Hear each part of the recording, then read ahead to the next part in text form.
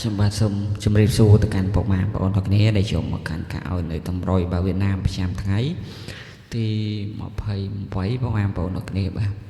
ហើយមុនឈានដល់តម្រុយទី28 admin បាទក៏ដូចជាបងប្អូនសូមផ្ទេរផ្ទាត់នៅតម្រុយកាពីផ្សាំមិញសិនពុកម៉ែបងប្អូនទាំងគ្នាបាទ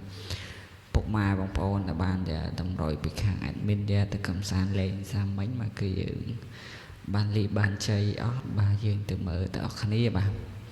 ហើយពុកម៉ែបងប្អូននោះគេមករយៈនេះធ្លាក់ view មែនតើពុកម៉ែបងប្អូននោះគេបាត់ពុកម៉ែបងប្អូនមើលអស់តើ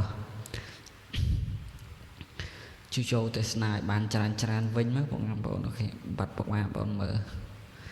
ធ្លាក់ច្រើនមែនតើបាទធ្លាក់ view ច្រើនតើហើយផ្សារមិនអត់មានឲ្យចិត្តឲ្យកៅបាទម៉ោង4យើងឃើញថាយើងស៊ីស្អាតបាទឲ្យចិត្តឲ្យកៅអត់មានចូលទេបាទហើយក្របធំស៊ីមកក្របបាទស្ដាយបងប្អូនហ្នឹងនេះក៏ស៊ីមកក្របអានេះក៏ស៊ីមកក្របតែអត់មានចូលទេបាទតែយើងទៅមើលម៉ោង6ចូលបាទម៉ោង6តោះម៉ោង6អុកចាត់អុកកៅយើងឃើញថាយើងចូលអុកកៅ2ប៉ោបាទប៉ោអាទៅ2ប៉ោតែម្ដងបាទហើយត្រេងកៅគុតបាទកៅគុតមកកៅ5កៅ1ស៊ីមកក្របបងប្អូនទាំងគ្នាហើយស្ដាយបងប្អូនទាំងគ្នាឲ្យចូលទៅត្រឡប់បាទកាយគុតមកស្រោម9បាទស្ដាយតោះចូលបានត្រឡប់បងប្អូនទាំងគ្នាអត់បានចូលត្រង់បាទចូលត្រឡប់តែចូលត្រឡប់ក៏បានណាកុំឲ្យទៅវាមិនចូល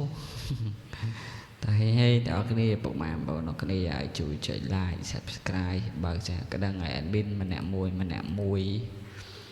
ដើម្បីទទួលបាននៅតម្រុយថ្មីប្រចាំថ្ងៃពីខាង channel YouTube របស់ admin បងប្អូនទាំងគ្នាបាទអរគុណច្រើនតែ admin សូមលុបតម្រុយថ្ងៃចាស់ចោលសិនបាទ admin ដាក់តម្រុយទី28ភ្ចូលហើយបងប្អូនទ្រាំមើលតិចទៅបាទវា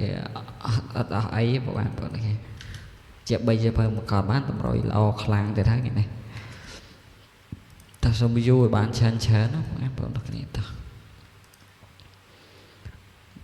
តម្រុយថ្ងៃនេះបាទសម្រាប់អុកខ្ទង់បាទតើអុកខ្ទង់មិនមានអុកសារ៉ូអុកកៅអុកសារ៉ូអុកកៅហើយសម្រាប់ក្របត្រីនេះមានស្រោម8ស្រោម4កៅ8បាទហេបងប្អូននេះហើយក្របធំយើងមាន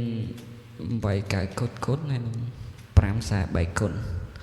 តើខ្ញុំបើហេជោគជ័យដល់អ្នកអរគុណច្រើនជម្រាបលាបាយបាយ